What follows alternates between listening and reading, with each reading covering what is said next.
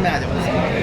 ठीक है सारे बच्चे शांत हो जाओ। हम लोग एक पढ़ने वाले हैं एक शानदार कविता रॉबर्ट फ्रॉस्ट जो कि अमेरिका के पोएट हैं, उन्होंने इसे लिखा है। इस कविता का नाम है द रोड नॉट टेकन और ये कविता बेस्ड है अपनी चॉइसेस पे। हम जिंदगी में क्या फैसले लेते हैं, क्या चुनते हैं। जैसे मैंने एक फैसला लिया, बीएड करा, मैंने टीचिंग को चुना, तो ये मेरा फैसला था, तभी मैं आज तुम्हारे सामने खड़ा हूँ। जब मैं 12th में था, बायो थी मेरे पास में, अगर मैं उस समय मेडिकल की डायरेक्शन में बढ़ता, उस तरह का फैसला लेता तो किसी और डायरेक्शन में होता।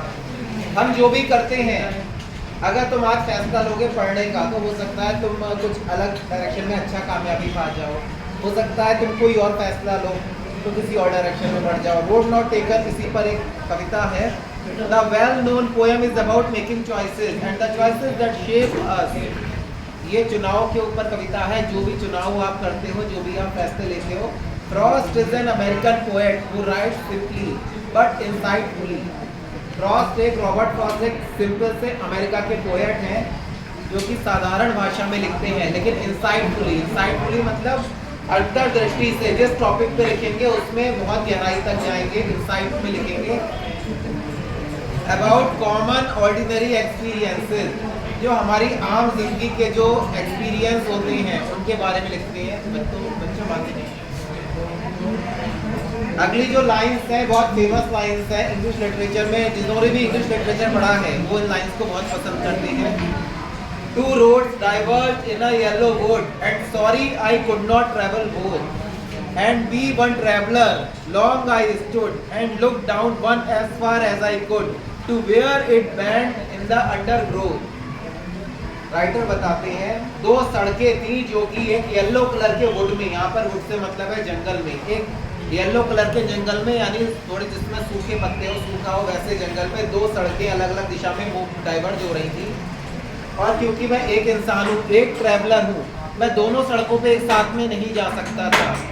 तो राइटर वहाँ पे काफ़ी देर तक खड़ा रहता है और देखता रहता है कि कौन सी सड़क पर जाना चाहिए। वो ये फैसला नहीं कर पा रहा है कौन सी सड़क पर जाए। ऐसा तुम्हारे सामने भी हमेशा होगा जब दो रास्ते होंगे और तुम्हें ये समझ में नहीं आएगा कौन से रास्ते पे जाएं। ऐसा हमेशा होगा। जैसे अभी तुम 10th कर लोगे, उसके बाद में 11th में कौन से रास्ते पे जाएं, कॉमर्स लें या आर्ट्स लें या साइंस लें। कहीं दो भी नहीं है, दो से ज़्यादा रास्ते होंगे।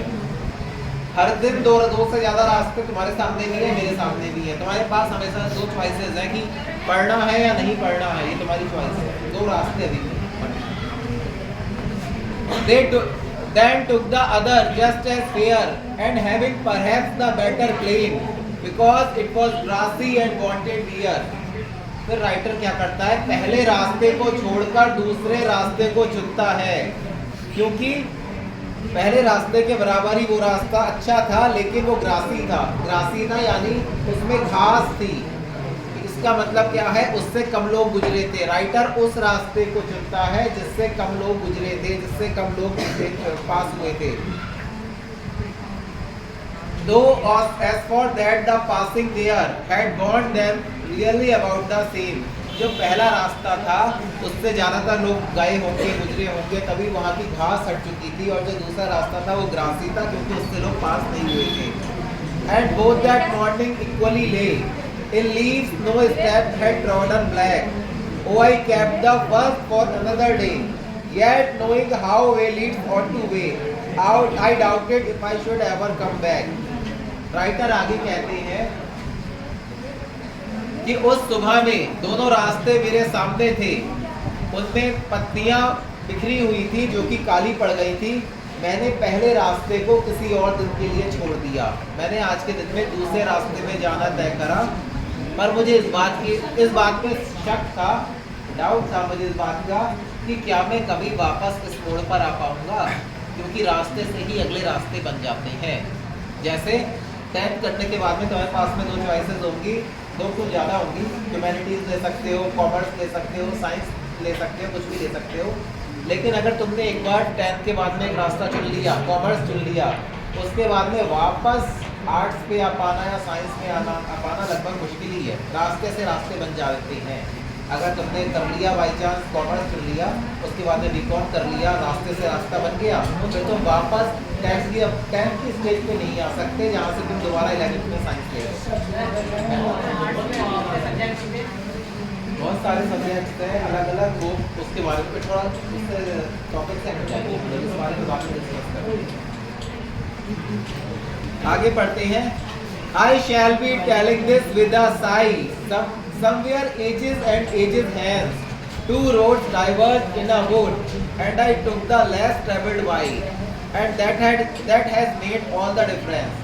और मैं एक दिन लंबी सांस लेके लोगों को बता पाऊंगा, राइटर ऐसा कहते हैं, कई सालों बाद, कई उम्रों के बाद कि दो सड़कें एक गुट में डाइवर्ज हो रही थी, दो अलग अलग हिस्सों में दो सड़कें कट रही थी, एक गुट के अंदर, एक जंगल के अंदर, और मैंने वो रास्ता चुना जो रास्ता कम चला गया था, जिससे कम लोग गुजरे थे, और इसी की वजह से सारा बदलाव आ गया। ये सिंबॉलिक पोएम है। सिंबॉलिक कैसे? इसमें जो दो सड़कें हैं, ये जिंदगी के रास्तों की बात की गई है कि जिंदगी में आपके पास में दो ऑप्शन हमेशा रहेंगे, ये कर ले या वो कर ले, और तुम कौन सा रास्ता चुनोगे।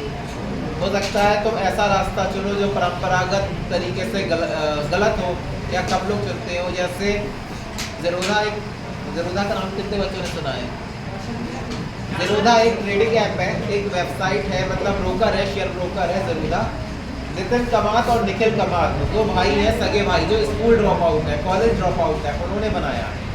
उन लोगों ने क्या किया कि कॉलेज के टाइम में जब बाकी बच्चे कॉलेज वगैरह कर रहे थे, कॉल सेंटर में जॉब करी, ट्रेडिंग वगैरह पसंद थी, स्टॉक मार्केट में लगे, और भारत का एक ऐसा डिलीवरी ऐप को बनाया, ट्रेडिंग ऐप, जिसमें ट्रांजैक्शन चार्जेस कम थे, और आज वो सबसे बड़ा ऐप है ट्रेडिंग का, शेयर ब्रोकिंग का सबसे बड़ा ऐप है। उन्होंने ऐसा रास्ता चुना जो कि उन्हें कम लोग चुनते हैं। इसे बंद कर दें।